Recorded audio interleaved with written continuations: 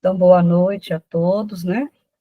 Hoje nós iremos estudar mais um capítulo, capítulo 4 do livro Os Mensageiros, do caso, o caso Vicente.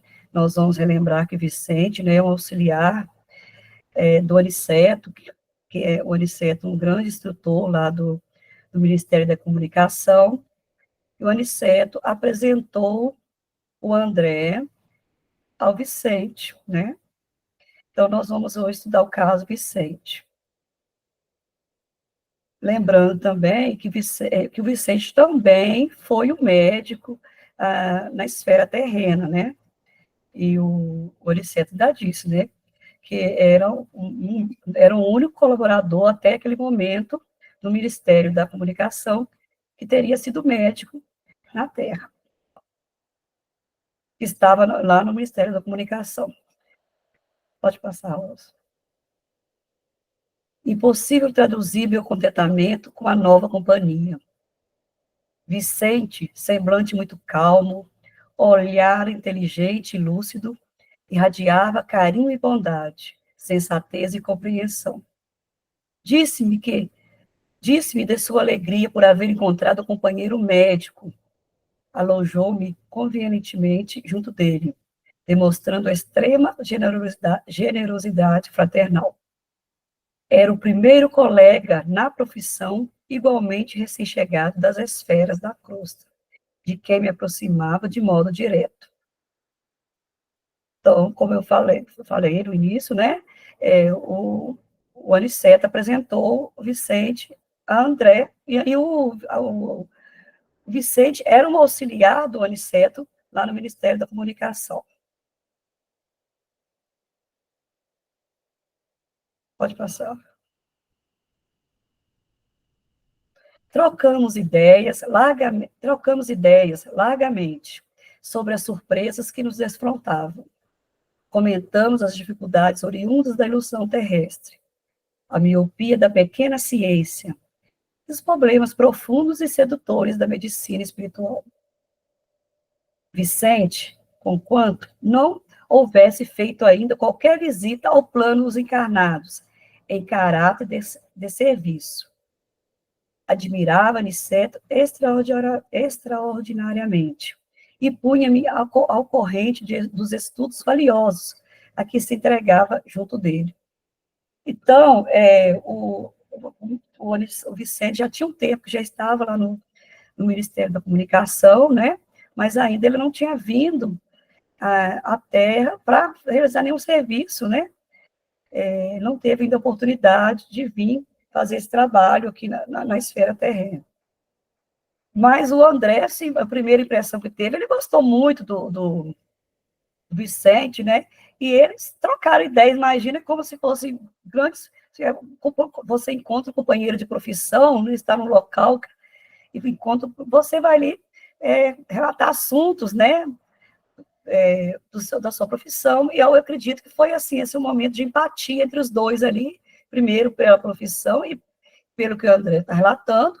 O Aniceto, né, demonstrava mesmo ser uma pessoa maravilhosa, muito tranquila, né, de um semblante calmo, e deve ter ficado muito feliz em ter mais um companheiro, né, nesse trabalho lá no Centro de Mensagens. Pode falar, Rosa. Sentimento de dois irmãos unidos, desde muito, por laços espirituais.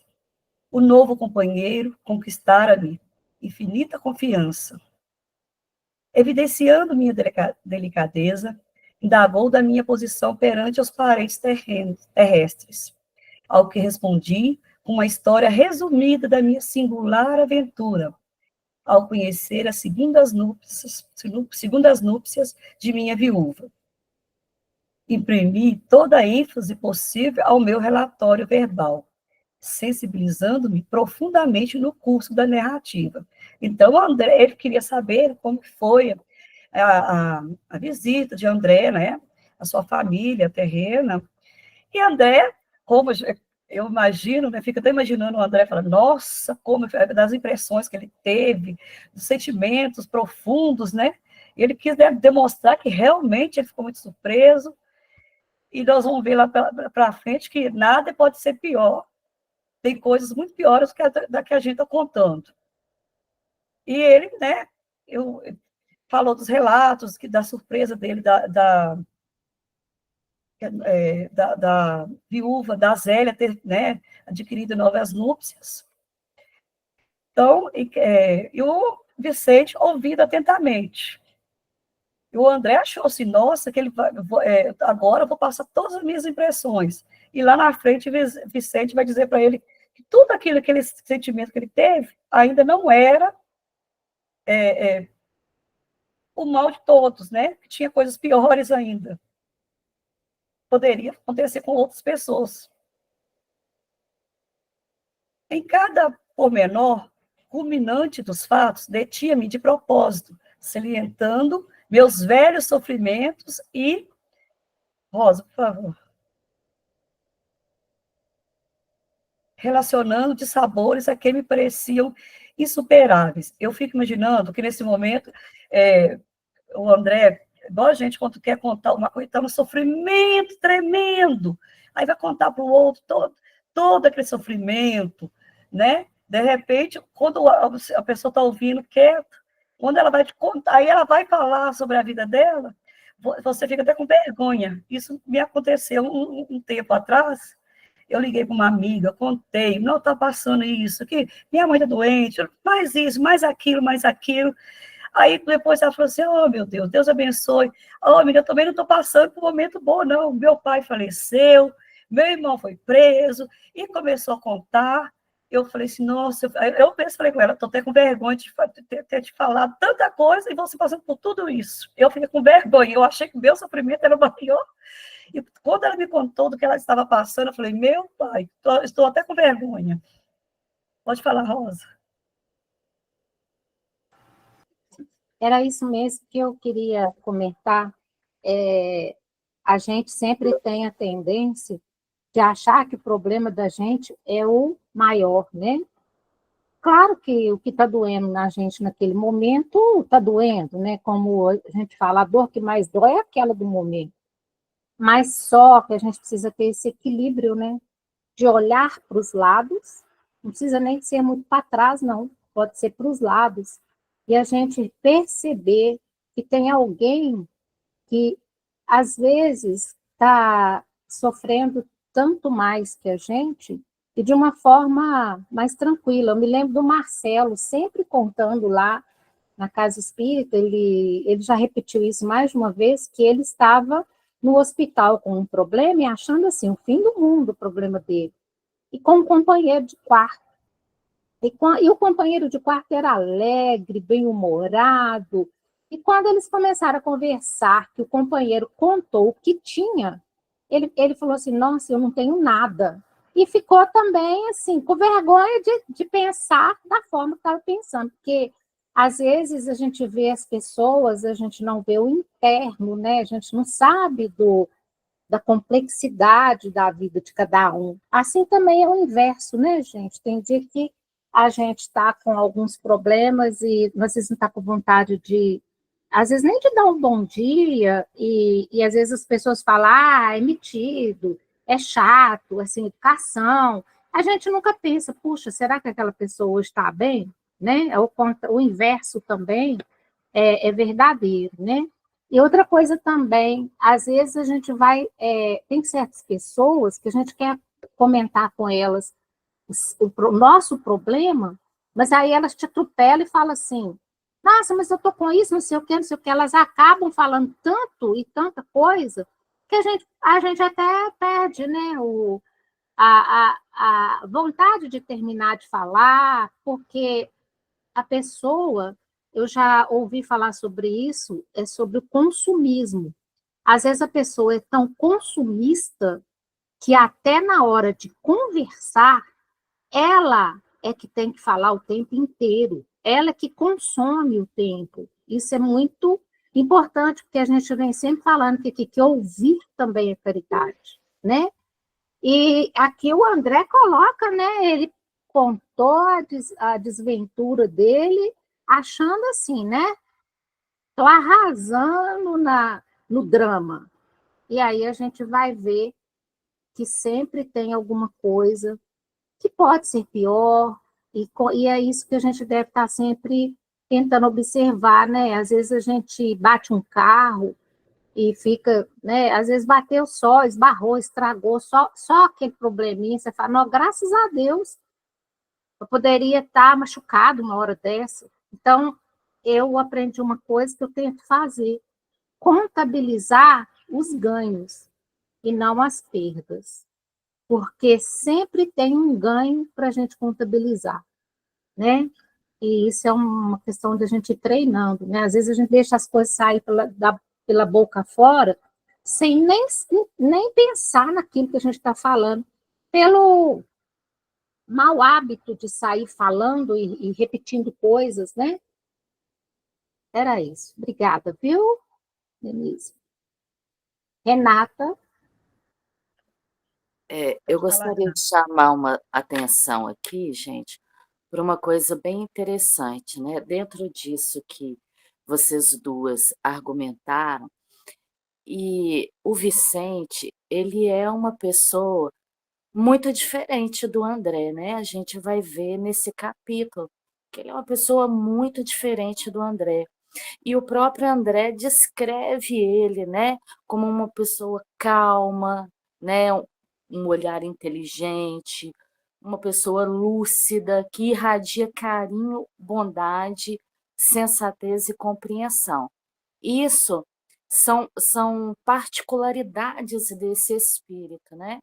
E aí a gente vai entendendo, por exemplo, ele vai narrar a história dele para nós, a gente vai conhecer, a gente vai ver que tem umas similaridades com a do André, lembrando que são poucas similaridades, mas tem uma similaridade, né? Ele desencarna e deixa esposa e filhos. Eu acho que a similaridade para por aí. E então, o que que a gente vai percebendo? A gente vai percebendo que mesmo ele sendo esse espírito que tem essas características muito apreciáveis, né? Conquistas dele, que são a conquista do próprio espírito, né? Essa capacidade de ser lúcido, de ser carinhoso, de ser compreensivo, é uma conquista dele. Porém, isso também não foi o suficiente para evitar que ele tivesse todo um processo, né, de experiência que levou ele para nosso lar. E ele tem uma coisa aqui interessante que diz assim, né, que ele era igualmente, quer dizer, como André, ele também era igualmente recém-chegado, né, da crosta planetária, ele era recém-desencarnado, né? Só que eles têm histórias diferentes porque eles têm comportamentos diferentes. Isso é muito bom da gente observar, que até mesmo dentro disso que vocês estavam falando, né, dessa característica do André e de muitos de nós de ficar expondo, exaltando as nossas dores, as nossas mazelas, né? Essa condição, ela é muito nossa, assim, de grande maioria dos espíritos, grande maioria, né? Vocês estavam contando, eu me lembrei que uma amiga minha me relatou que uma vez ela foi ao hospital, né? Uma amiga dela tinha, tinha tido um bebê e o bebê, infelizmente, desencarnou poucos dias, né, antes da data prevista do nascimento. Então, quando ele nasceu, ele já nasceu morto.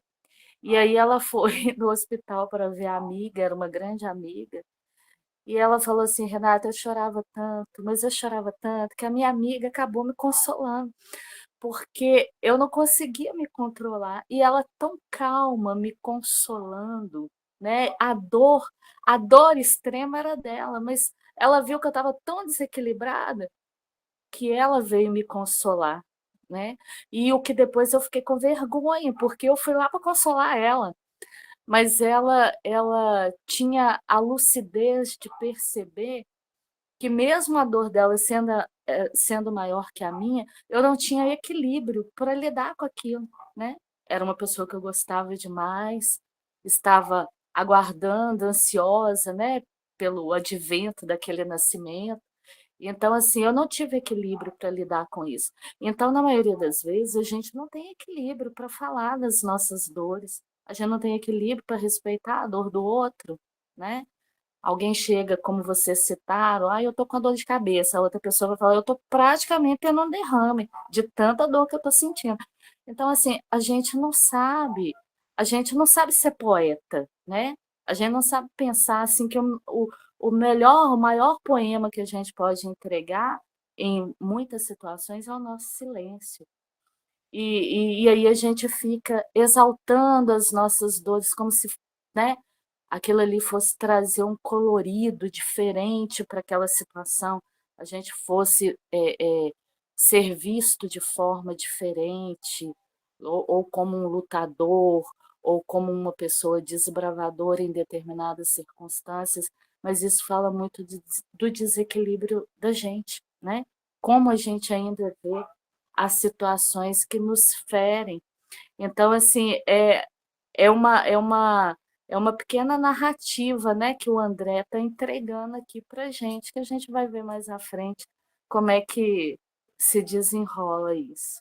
Obrigada, meninas. Eu que agradeço, Renata. Rosa? O Elaine, só completando aqui, eu acho importante falar nesse momento aqui, é, cada vez que a gente também relembra as coisas que acontecem com a gente, né? Cada vez que a gente repassa por aquelas emoções, revive, ressente, eu acredito que aquilo que fez mal uma vez vai fazer mal de novo para a gente, né? Então, se a gente fica revivendo, é igual quando a gente tem uma mágoa, alguma coisa assim, né? Então, esses problemas que acontecem devem ficar no passado, né? As coisas boas a gente deve trazer e as coisas que não foram tão boas, vamos aprender com elas e deixá-las no passado, porque cada vez que a gente revive aquela situação, você viu que o André aqui, ele fica emocionado novamente, né? Terminei a comovida exposição, quer dizer, a gente sente tudo de novo, e isso só pode fazer mal para o nosso corpo físico, para o nosso perispírito, né? Para o nosso emocional. Então, a gente ter cuidado com isso aí, não há necessidade, né? Vamos deixar as coisas mais quietas, vamos falar de uma forma mais breve, mais, vamos dizer, limitada, resumida, né? Para minimizar porque passa primeiro pela gente, antes de chegar para o universo e para o outro. Pode falar, Renata. É só porque você usou uma expressão aí que eu acho ela muito importante de nós prestarmos atenção nela, que é reviver, né? Quando você rememora uma situação, você está revivendo ela com toda aquela intensidade, todas aquelas cores, né? Você passa com aquela emoção, o trem aconteceu há 50 anos atrás, você passa com a emoção daquele dia. E a gente custa a aprender a compreender. Na verdade, a gente custa compreender que o mal ele deve morrer na gente, né? Os espíritos falam isso com a gente assim o tempo inteiro. O mal deve morrer na gente. Então, se eu não repasso, né? Eu não revivo, eu não trago à tona aquilo de novo. Isso aí é algo muito importante que você falou que a gente deveria guardar no coração, porque se a gente guarda no coração, a gente para de reviver, de levantar esses mortos, né?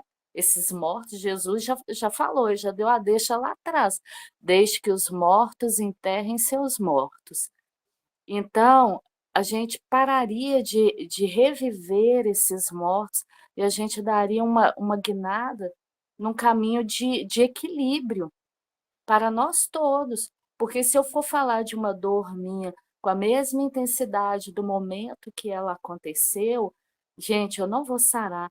Claro que a gente não está falando que aquilo que está doendo, que está machucando, não deve ser dito. Deve, você busca um amigo, busca uma ajuda, né, especializada, põe para fora. Mas às vezes se torna mecânico, né? A gente guarda aquilo, cria uma galeria de tragédias, como se aquilo fosse o único assunto interessante que permeasse a nossa existência. Nós somos pessoas muito interessantes, não existe aquela pessoa que não tenha algo de valoroso a contribuir, a entregar, a dizer, né?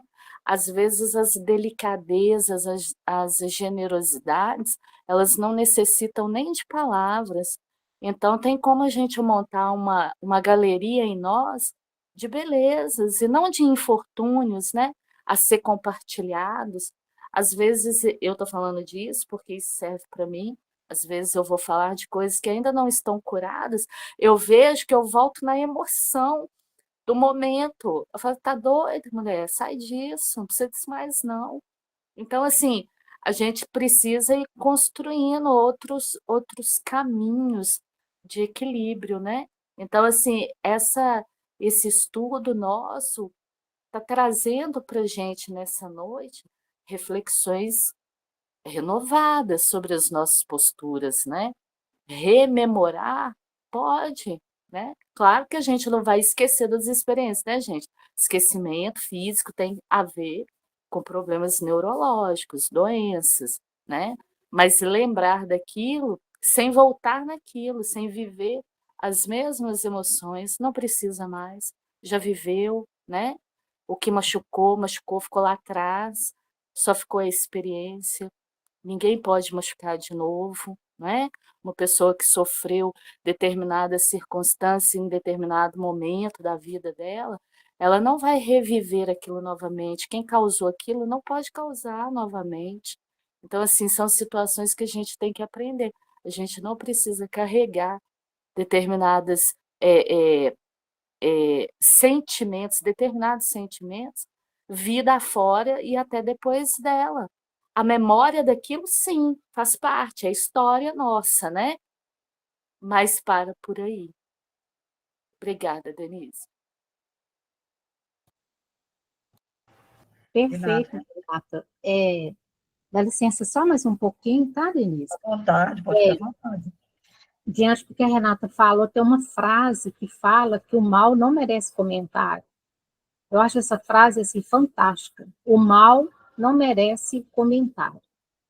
Então, às vezes, aquela tendência de falar alguma coisa, eu vou falar, eu penso, o mal não merece comentário. Igual o Renato falou, deve morrer em mim, né? Deve morrer na gente mesmo. E porque isso adoece muito, adoece de várias formas, né? E eu achei assim, é isso mesmo, perfeito o que a Renata falou. Podemos continuar. É isso mesmo. Vicente ouviu silencioso, sorrindo a intervalos. Quando eu terminei a comovida exposição, ele me pôs a mão na destra, pôs a destra no ombro e murmurou: Não se julgue desventurado e compreendido. Saiba, meu caro André, que você foi muitíssimo feliz. Como assim? Aí Vicente disse: Sua Zélia respeitou o companheiro até o fim. E o segundo matrimônio, em tais circunstâncias, não é de admirar.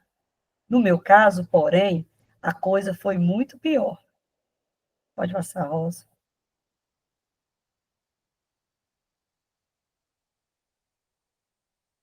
E, dado o meu justo espanto, o novo amigo continuou.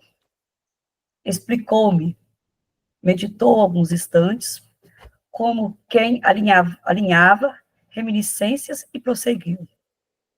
Você não pode imaginar como foi intenso o sonho de amor do meu casamento. Logo após a aquisição do diploma profissional, Aos 25 anos, esposei Rosalinda, exultante de ventura. Não levava a esposa tão somente uma situação material, confortadora e sólida, do terreno financeiro, mas também nos meus tesouros de afeto e devotamento. Então, eu vou parar só um minutinho aí. Então, ele começa demonstrando, né, para André, que tem, claro que tem, quando a gente pensa que a situação da gente está pior, tem coisas bem piores por vir, é o caso dele. Veio de foi um casamento, né, na Terra, constituiu um casamento muito feliz, muito desejado, tinha aparentemente boas condições financeiras, né, e como o sonho, né, de um recém-formado, de constituir uma família, uma profissão, né, bem remunerada. Então, poderia tudo, até aí tudo ser muito bem, um grande sonho de tudo do perfeito. Mas nós vamos ver no decorrer do estudo que não foi assim, bem assim, né? Minha felicidade não tinha limites. Em pouco tempo, 2 filhinhos enriqueceram-me o lar ditoso. Meu bem-estar era inexprimível. Inexprimível. Em virtude das reservas bancárias, não me especializei na clínica, consagrando-me, todavia, apaixonadamente ao laboratório. Atendendo aos meus pendores, não me foi difícil atrair a confiança de numerosos colegas e vários centros de estudos, multiplicando pesquisas e resultados brilhantes. E Rosalinda era a primeira e melhor colaboradora. De quando em quando, notava-lhe, pode passar, o enfado no trato com os tubos de ensaio. Mas minha esposa sabia então calar as contrariedades pequeninas a favor da nossa felicidade doméstica. Parecia compreender-me integralmente. Era, aos meus olhos, a mãe dedicada e companheira sem defeito. Então, Vicente, naquela expectativa de casamento perfeito, né, de uma profissão rentável, e ali, vendo aquela companheira que estava aparentemente dando apoio para tudo aquilo que estava acontecendo na sua carreira, na sua profissão, ele, agora ele fala que no enfado, né, ele via que ela ficava contrariada em certas situações ali no laboratório, mas ela também não tinha grandes reclamações, e assim achava que estava tudo bem. Contávamos. Pode falar, Renato. Só chamando atenção aqui para duas coisinhas que acontecem aqui nessa história, para a gente aprender, né, com quem nos ensina. Que o Vicente, durante o tempo que o André estava fazendo a narrativa dele, o Vicente estava em silêncio ouvindo ele. Muitas vezes a gente não sabe ouvir os outros, né? A gente atropela a fala dos outros, o olhar da gente está vagando, buscando outras informações, outras coisas, né? Uma coisa que é importante quando a gente vai ouvir alguém é que a gente esteja olhando para a pessoa, né? Que a gente esteja. Porque se o nosso olhar estiver em qualquer outro lugar, nesse qualquer outro lugar também estará os nossos ouvidos, né? Porque os sentidos se acompanham. Então, é importante isso. O Vicente tinha essa gentileza, tinha essa delicadeza do ouvir atento, né? E a outra coisa que ele chama atenção depois de ouvir o André é falar que a Zélia respeitou ele até o fim. E porque quando nós estávamos lendo lá em Nosso Lar, quando a gente vai ler, né, aquela parte antepenúltima que fala do comportamento da Zélia, né, das novas núpcias, a gente sente assim que muita gente fica meio assim, não muito feliz com Zélia, com o comportamento de Zélia, como se Zélia não tivesse direito de viver a vida dela. Mas isso fala do nosso comportamento, né? De como a gente julga os outros. Então, muita gente não fica feliz com o comportamento da Zélia, muita gente julga a Zélia fria, indiferente. Enfim, Zélia é um espírito que está vivendo a trajetória dela. As escolhas que ela fez para ela, para a família dela, foram as mais assertivas. E tanto foram que ela foi a valiosa companheira de André, né? Ela foi a companheira honrada de André, porque a história ele não nos conta. Mas se esse espírito Zélia fosse contar para a gente como foi a trajetória dela vivendo com André Luiz, com certeza teríamos um outro livro, né? Porque a parte de Zélia a gente não conhece, mas a gente sabe que ela pode ter vivido grandes dificuldades ao lado de André, né?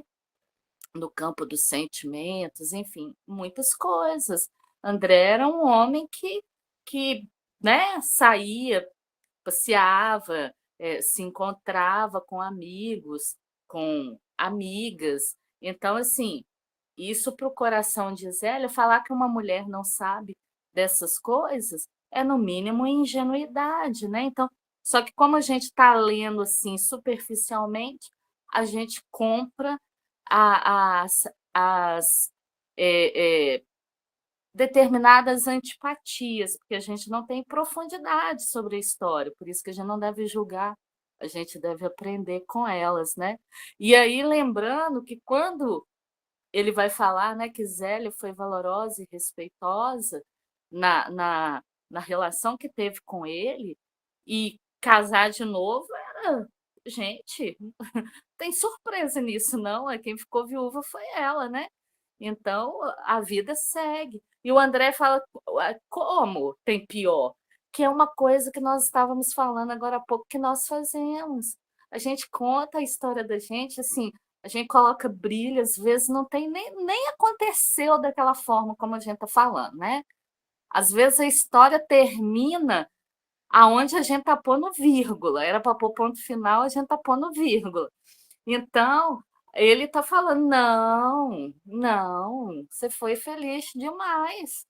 Você não experimentou determinados dissabores que poderiam vir te visitar. Você foi feliz, você não experimentou isso. Então, assim, ele está trazendo para a gente observações para a gente poder fazer na vida da gente quando a gente achar que o trem tá ruim demais, gente. Tá não, viu? Abre o olho, observa direitinho. Não tá ruim, não. Tá bom até demais. A história poderia se desenrolar de outra forma, de formas mais infelizes, como acontece com alguns, né? Obrigada, Denise. Por nada, eu que agradeço. Excelente reflexão. Agora eu fiquei lembrando aqui, meu pai sempre falava que a gente tem necessidade de educar os ouvidos, porque é uma dificuldade minha. Inclusive, meu marido fala isso comigo. Meu pai fala, marido, aprenda a ouvir, aprenda a ouvir. Eu, como uma ansiosa, né? Sempre, nem está terminando, já estou dando meu palpite. Meu marido, eu nem terminei ainda, você já está dando palpite. Então, nós temos que educar nossos ouvidos. Meu pai falava isso, eu cresci ouvindo meu pai falar, aprenda a ouvir, eduque seu ouvido. Então, nada é por acaso, né?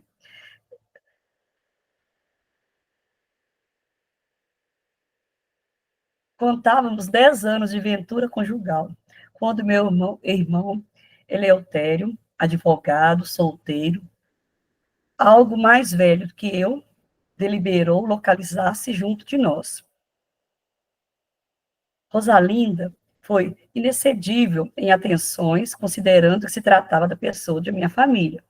Pode passar, Rosa, por favor. Eleutério entrou em nossa casa como irmão. Embora residisse em hotel, compartilhava nossos serões caseiros, sempre bem posto e interessado em agradar. Observei desde então que minha mulher se modificava pouco a pouco. Até então, aquela esposa dedicada, né, que não reclamava de nada, sempre estava ali solícita para as coisas, né, familiares, começou a mudar. exigiu que fosse contratado um auxiliar que a substituísse nos meus serviços, alegando que os nossos filhinhos não dispensavam assistência maternal, mais assídua. Anuí satisfeito. Tratava-se, afinal, de providência interessante ao bem-estar dos nossos filhos. Por favor, Rosa. Contudo, a transformação de Rosalinda assumiu caráter impressionante. Passou a não comparecer ao laboratório, onde tantas vezes nos abraçávamos alegremente, ao vermos coroada de êxito nossas pesquisas mais sérias. Preferia o cinema ou a estação de repouso em companhia de Eleutério. Então, o Vicente foi percebendo essa mudança na esposa, essa mudança da rotina do casamento, né? Aquela companheira que ele, no início, ele via tão ali presente, com a chegada do irmão, foi se modificando. E isso me entristecia bastante, mas eu não poderia desconfiar da conduta do meu irmão. Fora sempre criterioso em família, não obstante ousado e filaucioso nas atividades profissionais. Minha vida doméstica, antes tão feliz, passou a ser, pode passar, Rosa, a de solidão assaz amarga, e que eu tentava iludir com o trabalho persistente e honesto. Assim corriam as coisas, quando singular transformação me alterou a experiência.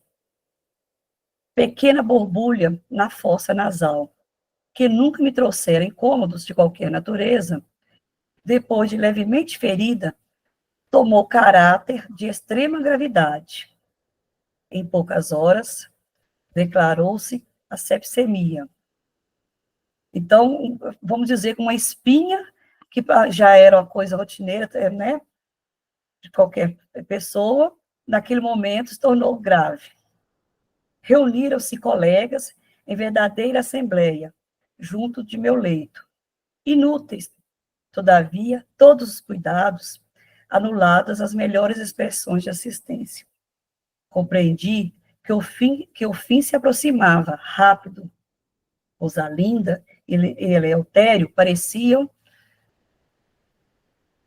consternados, e até hoje guardo a impressão de rever-lhes o olhar ansioso, no momento em que a neblina da morte me envolvia os olhos materiais. Nessa altura, Vicente fez um longo estacato, como a fixar reminiscências mais dolorosas, e continuou menos vivaz. Depois de algum tempo de tristes perturbações nas zonas inferiores, quando já me encontrava restabelecido em nosso lar, certifiquei-me de toda a verdade. Voltando ao lar terreno, encontrei a grande surpresa. Rosalinda havia desposado Eleutério em segundas núpcias. Até aí, muito parecido com o caso do André, né? Mas nós vamos ver qual vai ser a surpresa dele, né? O dissabor que ele vai ter diante dessa realidade. Que quando ele estava encarnado, não foi possível ele, né, até imaginar o que pudesse vir acontecendo por trás de toda daquela, ou então ele não quis ver, né? Como lá atrás ele disse que ele se firmava no trabalho, se dedicava mais, mas aí ele vai ver agora no próximo slide o que estava por trás de tudo aquilo. Pode passar, Rosa. Como são idênticas nossas histórias, exclamei impressionado. Isso que não é, protestou a sorrir e continuou. Ora, surpresa me dilacerava o coração. Somente ao regressar ao lar, soube que fora vítima de um odioso crime. Meu próprio irmão inspirou a trama sutil e perversa. Minha mulher e ele apaixonaram-se perdidamente um pelo outro e cederam às tentações inferiores. Não havia que recorrer a divórcio, e mesmo que a legislação o facultasse, constituiria um escândalo o afastamento de Rosalinda para se unir ao meu irmão. Pode passar, Rosa. Ao cunhado. Eleutério lembrou, porém, se possuíamos experiência em laboratório, e sugeriu a Rosalinda a ideia de me aplicar em determinada cultura microbiana, que ele mesmo se incumbira de obter na primeira oportunidade. A pobre da companheira não vacilou e, valendo-se do meu sono descuidado, introduziu na minúscula espinha nasal algo ferida, o vírus destruidor. E aí tem você o meu caso naturalmente resumido. E eu estava assombrado. E os criminosos? Perguntei. Pode falar, Rosa. O Vicente, ele fala que ele esteve nas zonas inferiores, né? E pelo que eu entendi aqui, gente, me corrijam se não foi isso, ele esteve nessas zonas inferiores antes de saber que isso tinha acontecido com ele, não foi isso? Porque ele fala que depois, quando ele chega em nosso lar, é que ele vai tomar ciência do que aconteceu. Eu tive essa impressão mesmo, também. Isso, não é? Também. Ele vai para o umbral porque ele por outras desencarna questões, né? sem preparo, né? Isso. Então, ele vai para aquelas regiões por conta disso, não porque ele sabe da realidade.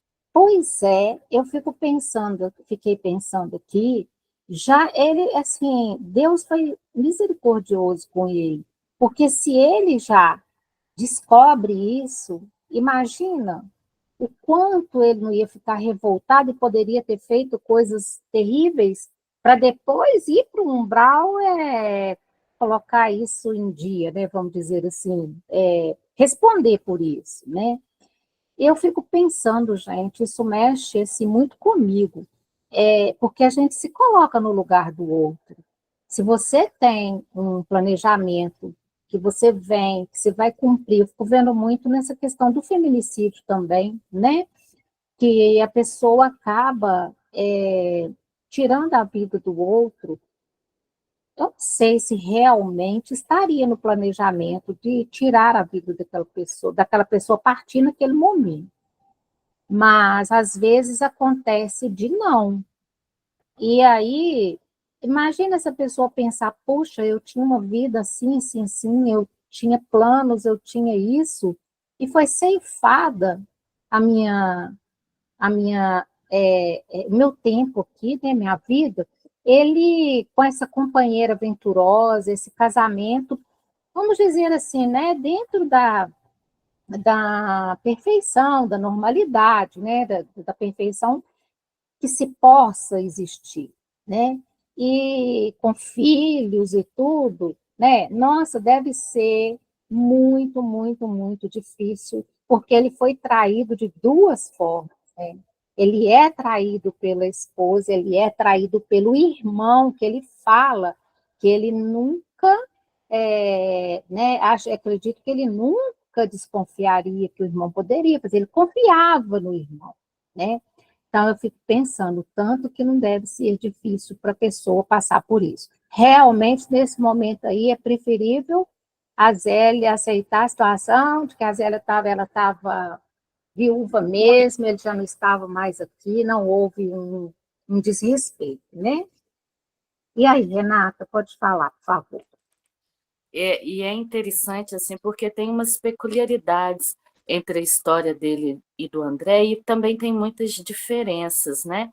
Ele era também um homem devotado, muito apaixonado pela esposa, pela família, né?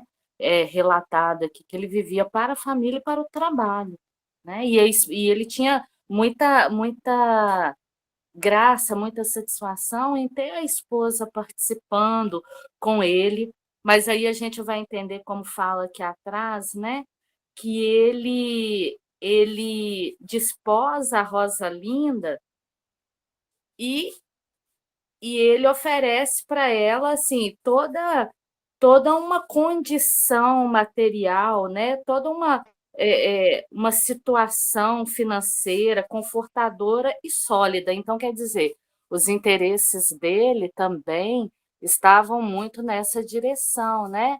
Ele era um médico, era um cientista, ele tinha uma pessoa da qual ele, pessoas, né, das quais ele amava, mas não tinha campo para essa parte religiosa, de comunhão com Deus, né? O que faz ele desencarnar e se descobrir num ambiente que ele foi parar.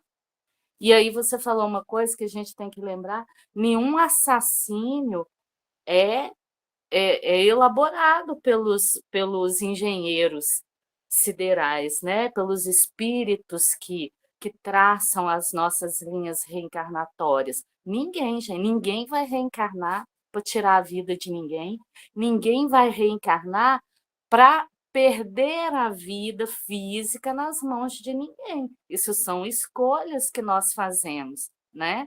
Então, vai acontecer que muitas vezes as nossas encarnações vão ser ceifadas por espíritos que estão nessa disposição? Sim, vai acontecer. Aí, como é que a gente vai saber se era? Nós não vamos. E a gente não tem que preocupar com isso. Isso aí é uma preocupação dos engenheiros siderais. Ah, fulano morreu antes da hora, será? Não importa, gente. Não importa. Se morreu antes da hora, se morreu na hora exata, se escorregou na casca de banana, teve um traumatismo. Ah, se ele não tivesse ido no terreiro, mas ele foi, né? Ele foi, aquilo aconteceu e Deus buscou. Perdeu a vida na mão de um bandido, aquilo não era, não foi de forma nenhuma projetado pelo amor divino para nenhum dos filhos, nem do que está fazendo, nem do que está sofrendo. Mas aconteceu, não é? Então a gente não deve se perder nesses questionamentos se a gente se vê envolvida em situações assim. A gente deve lembrar que quando nós reencarnamos aqui, sobre as circunstâncias que for, nós reencarnamos com a permissão de Deus e de Jesus Cristo. E quando nós sairmos daqui, seja por que razão for, também será pela permissão do Pai e de Jesus Cristo. A gente foca nessas informações e todo o mais, porque tem um cenário muito amplo por detrás das coisas que não nos é dado compreender, né? E talvez, em muitas situações, isso pode nos levar a alimentar revoltas por nós não termos a compreensão, a visão do quadro todo. Agora, uma coisa assim que é, é, é muito doloroso e muitas vezes a gente já tem a noção, tá? Agora, sair de um assunto, estou passando para outro. Porque o irmão, o Eleutério, ele é um homem muito charmoso, né? O próprio irmão descreve ele como uma personalidade charmosa. Ele é um homem letrado, solteiro, mais velho, devia ter, né, o seu charme, a sua beleza. Era um homem sedutor. Mas o irmão, como é que chama? Nosso amigo Vicente, ele, ele sabia, ele conhecia, ele sabia que o irmão tinha características de personalidade que não eram louváveis. Quando ele fala aqui, né, um tanto ousado e falacioso, filaucioso nas atividades profissionais. Esse filaucioso, gente, é ardiloso, é enganoso. Era um homem de trejeitos, assim, com uma personalidade, eu quero, eu pego. São características, tem personalidades que são assim, né? Só que às vezes a gente já sabe como identificar nas pessoas que estão próximas de nós as coisas, as situações que cada indivíduo é capaz de realizar. Mas, às vezes, pelo amor, né? por aquele sentimento de devoção, de confiança, a gente não consegue linkar determinada atitude a determinada pessoa. Só que cada um é um universo de possibilidades infelizes, né? Infelizes. Então, só que aqui, mesmo diante de toda essa tragédia, o nosso Vicente ele vai ensinar para a gente uma coisa que Jesus nos ensina, né? Que diante de uma situação adversa, difícil, você oferece a outra face. Oferecer a outra face é oferecer o lado melhor, né? O lado melhor é o lado que não te arrasta para um lugar horripilante, que ele poderia, né? Obrigada, Denise. Eu que agradeço, né? Pessoal e Renata. Então, Renata, eu disse aqui antes, vamos, para que fique bem, o nosso estudo fique correto, né? Porque realmente, quando agora você vem falar, né? Eu entendi que o Vicente, ele confiava no irmão, é isso mesmo, não é? Embora, que aqui fala assim, eu Isso não poderia mesmo. desconfiar da conduta de meu irmão. Então, ele Sim, confiava mesmo, né? E sim, fora confiava. sempre curioso em família.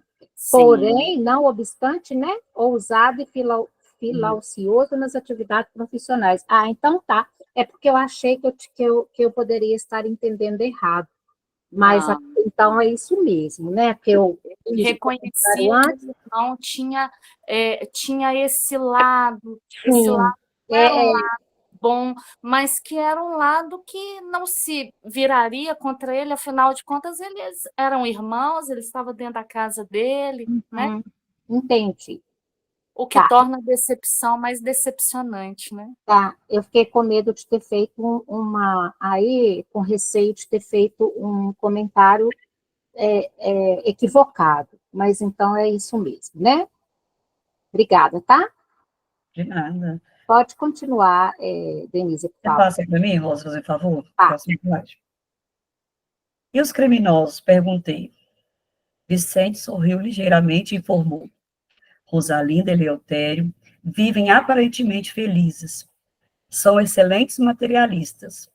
Por enquanto, e gozam no mundo transitório a grande fortuna amoedada e o alto conceito social.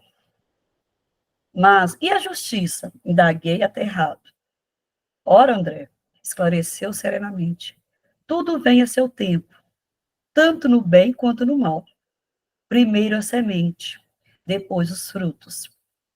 Percebendo-me, porém, as tristes impressões, Vicente concluiu. Não falamos mais nisto. Aproxima-se a hora da instrução. Atendamos às nossas necessidades essenciais, auxiliando nossos amados, que ainda permanecem à distância nos círculos terrestres. Não se impressione. A árvore, para produzir, não reclama as folhas mortas. Para nós, atualmente, meu amigo, o mal é simples resultado da ignorância e nada mais. Ô, Rosa, você volta só mais um slide para mim, por favor? Isso. Então, o André ficou pensando, né, como que foi, ficou surpreso, né, estarrecido com o que aconteceu, e no primeiro momento ele pensa na justiça, mas eu acho essa fala do Vicente muito interessante, que, né, naquele que a gente fala, né, cada um colhe o que planta, e isso é muito interessante para a gente, nossos dissabores, né, na vida, acho que a gente tem que pensar nisso mesmo, que vai nos fazer, não fica perder tempo remoendo aquilo que nos machucou, que nos prejudicaram, Eu acho que essa grande lição que ele deixou aqui no final para a gente, que primeiro vem a semente, depois os frutos. Então, cada um vai colher aquilo que está plantando. E o irmão, e a esposa, e o irmão, vai chegar o momento dessa colheita. Eles já plantaram, vai chegar o momento deles pegarem os frutos. E essa é a justiça universal.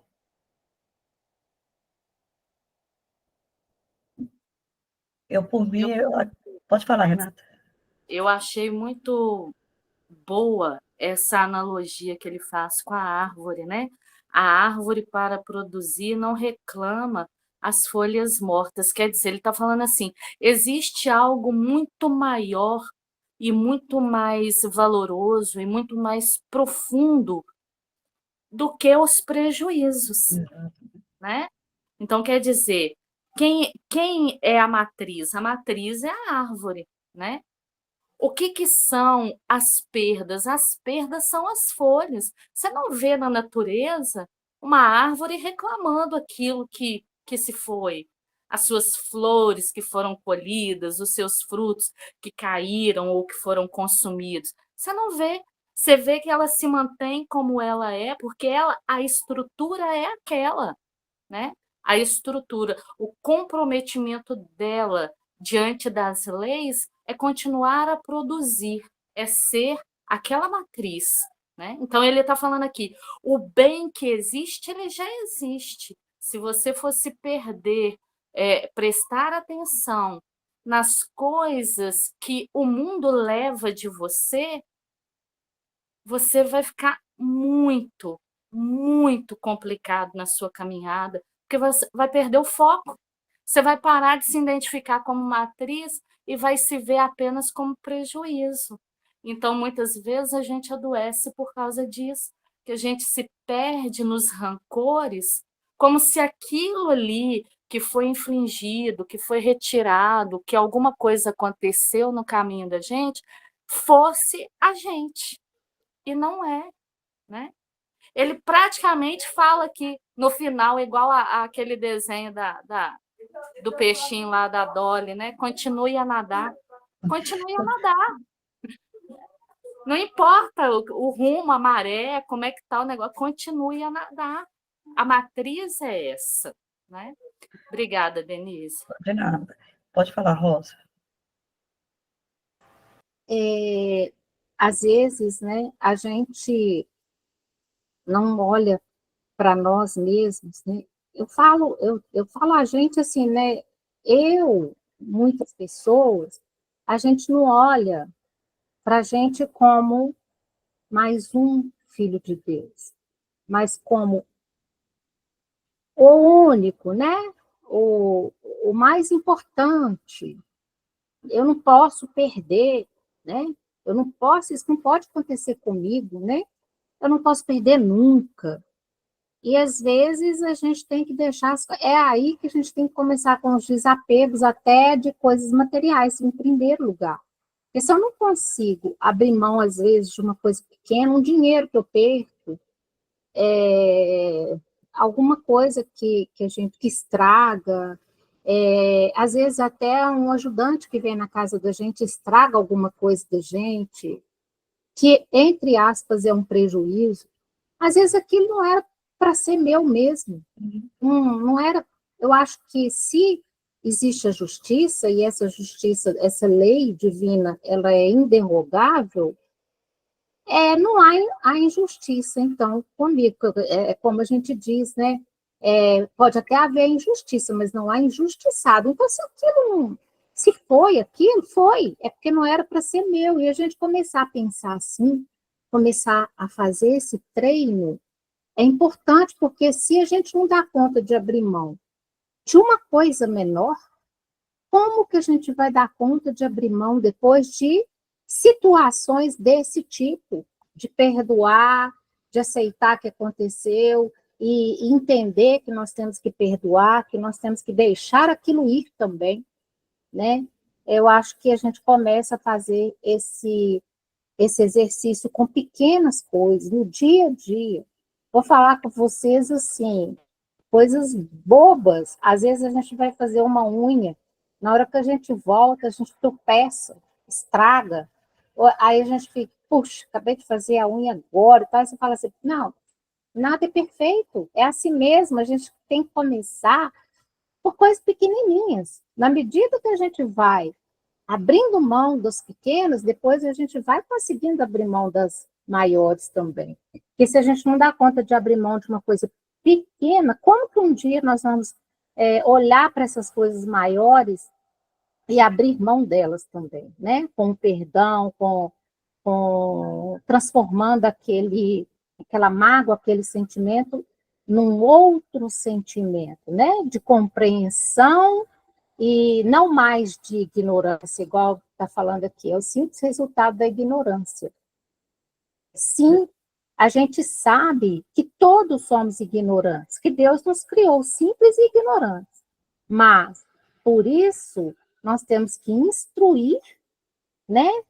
E amar a Deus, amar nosso próximo e nos instruir, porque através dessa instrução, que é o que nós estamos fazendo aqui hoje, né?